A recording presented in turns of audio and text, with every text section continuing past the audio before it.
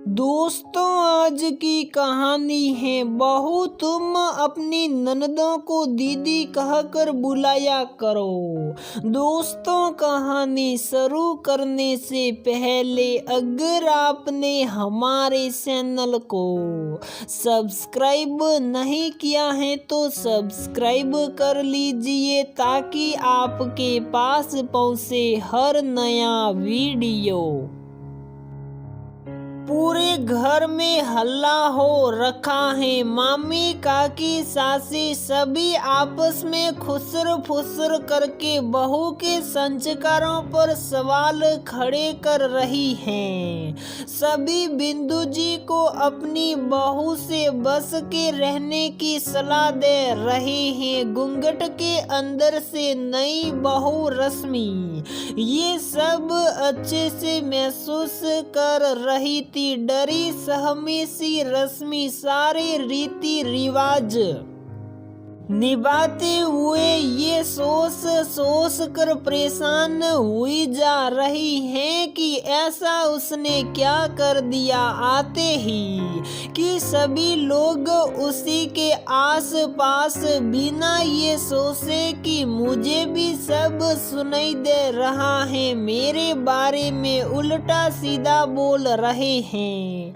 तभी रश्मि की सास बिंदु ने अपनी छोटी बेटी पीहू, जिसे सभी प्यार से बिट्टो बोलते हैं, से रश्मि को उसके कमरे में ले जाने को बोला तो बिट्टो पैर पटकते हुए गुस्से से अपनी माँ से बोली, भाभी मेरा नाम लेती है, मैं नहीं जा रही उन्हें लेकर। उसकी बात सुनकर वहाँ बैठी सभी रिश्ते नाते की महिलाएं रश्मि की सास को ताना मारते हुए बोली, देखा बिंदु, जिस बात को छोटा समझकर तुम मुस्कुराकर टाल रही थी वो बात तुम्हारी इस छोटी राजकुमारी को भी पसंद नहीं आई।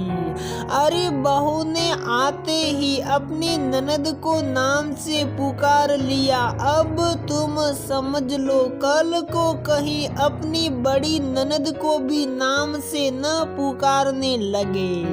उन सभी लोगों की बात का जवाब दिए बिना बिंदु ने किसी और बच्चे के साथ रश्मि को उसके कमरे में भेज दिया। कमरे में पहुंचते ही रश्मि की आंखों से अब तक रुके आंसू सारे बांध तोड़कर बहने लगे। अब उसे समझ आ रहा था कि उसने आते ही अपनी ननद बिट्टो से उनका नाम लेकर पानी मांग लिया था। तभी सभी लोग उसके संस्कारों पर सवाल उठा रहे थे। रश्मि की शादी दो बहनों से बड़े भाई रवि से हुई है। रश्मि की बड़ी ननद नव्या जो कि रवि से छोटी है, उनकी शादी हो चुकी है और छोटी ननद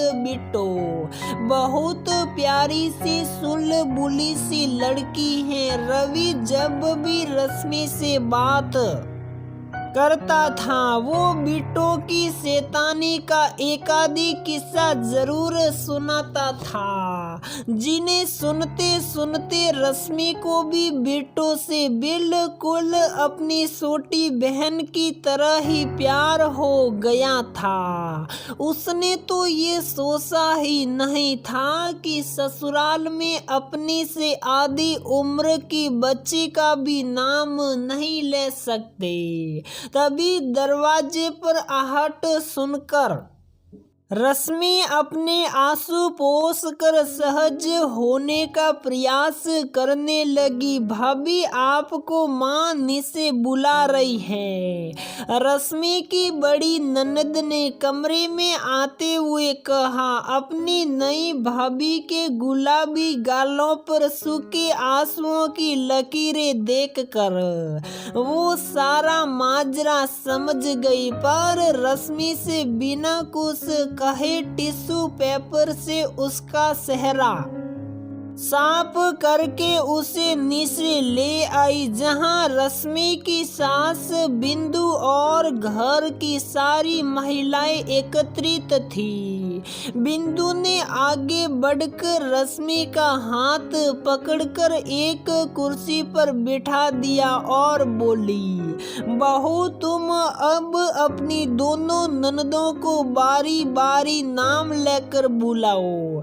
अपनी सास के मुंह से ये सुनकर रश्मि को काटो तो खून नहीं वाली स्थिति हो गई। उसने अपनी बड़ी बड़ी पलकों को झपकाते हुए आश्चर्य से उनकी तरफ देखा और आंखों में आंसू भरकर बोली, गलती हो गई मम्मी जी, वो मेरे मुंह से गलती से छोटी दीदी का नाम निकल गया। अब आगे से ख्याल रखूंगी। नहीं बहू, तुमसे कोई गलती नहीं हुई है। अपने से छोटों का तो नाम ही लिया जाएगा ना, इसीलिए मैं आज तुमसे अपनी नंदों का नाम लेकर बुलाने की नई रस्म करवा रही हूँ, ताकि तुम तीनों में बहनों सा प्यार रहे। अरे मुझे तो खुशी है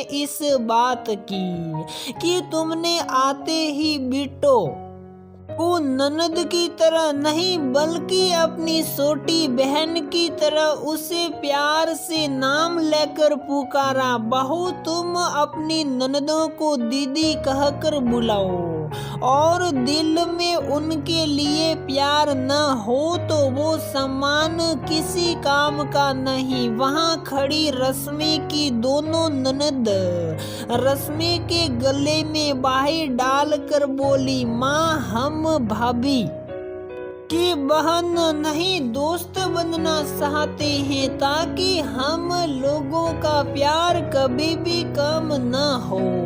तभी बिट्टू रश्मि के सामने कान पकड़कर बोली, सॉरी भाभी, आपके आने से पहले सभी मुझे बोल रहे थे कि अब तो तुम भी दीदी बन जाओगी, इसीलिए जब आपने मुझे मेरे नाम से बुलाया तो मुझे बुरा लग गया, पर माँ के समझाने से समझ आया कि आपने तो मुझे अपना समझा, तभी आपने प्यार से अपनों की तरह मेरा नाम लिया। रश्मि ने अपनी दोनों ननदों को जोर से गले लगा लिया।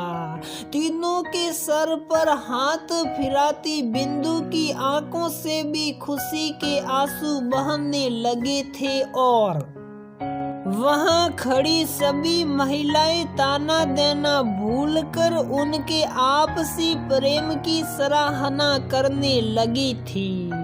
तो दोस्तों, हमारी ये कहानी यहीं पर समाप्त होती है।